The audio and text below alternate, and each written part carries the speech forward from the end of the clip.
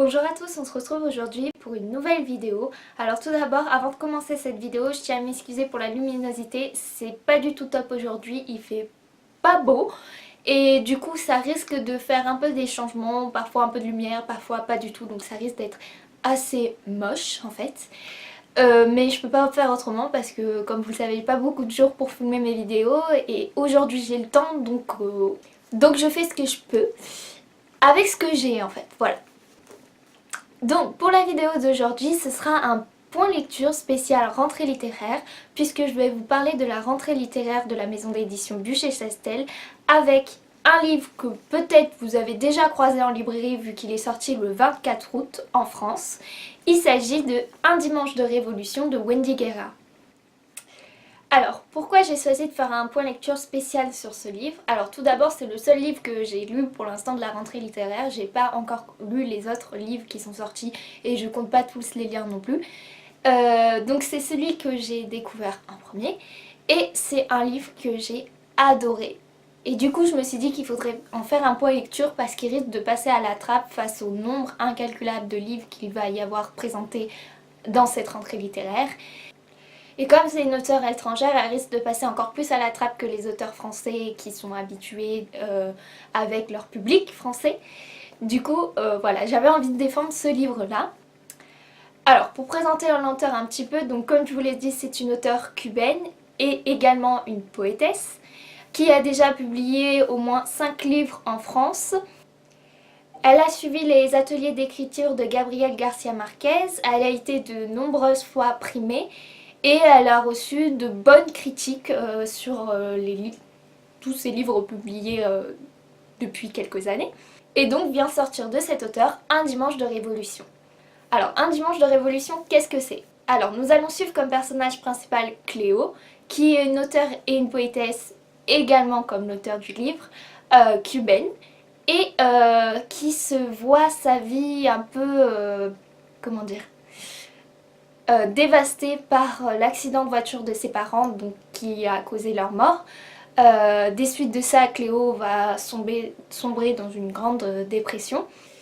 Mais des suites de cet accident, Cléo va découvrir qu'elle est surveillée, espionnée, on s'amuse à lire ses textes qu'elle n'a pas publiés, à lui voler son ordinateur portable, à fouiller dans sa maison sans mandat. Enfin, on entre totalement dans son intimité et elle n'en comprend pas les raisons. Et un jour, un acteur hollywoodien, Jerónimo Martínez, va entrer dans sa vie et va lui proposer de faire un film sur son père. Donc, depuis ce jour-là, la vie de Cléo va totalement basculer parce que dans un premier temps, elle va être dans une quête d'identité totale.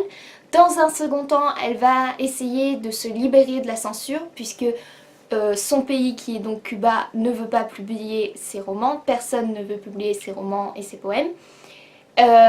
Partout ailleurs dans le monde, elle est reconnue, elle est primée. En Espagne, elle a reçu de très bonnes critiques et un prix également.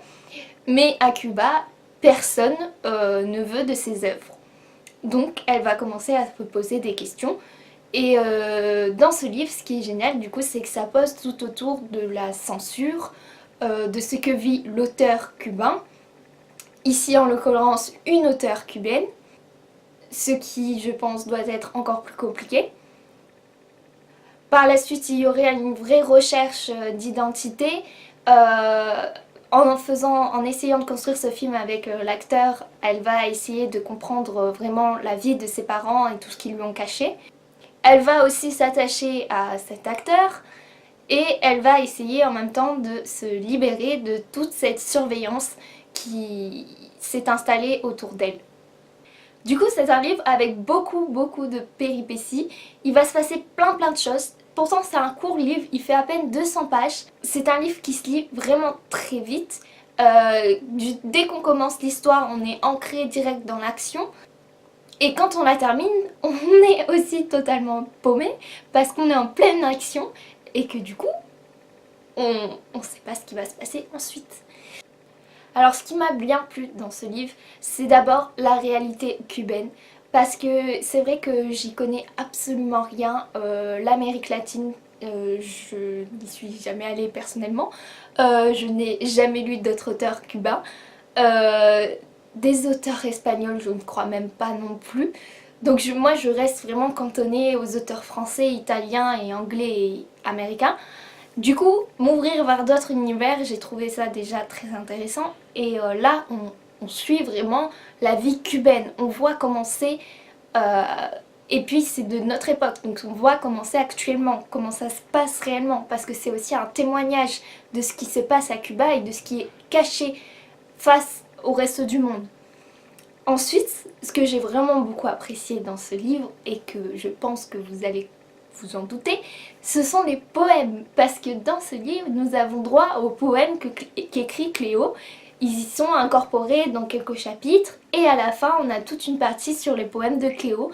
Donc ça, c'est vraiment super.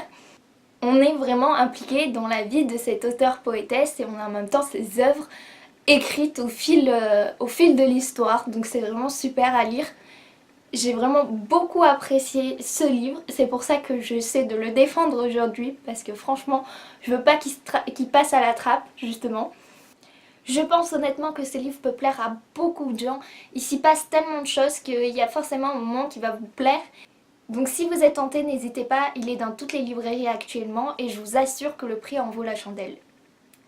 Donc voilà, c'est tout pour ce point lecture d'aujourd'hui. On se retrouve très vite pour une prochaine vidéo.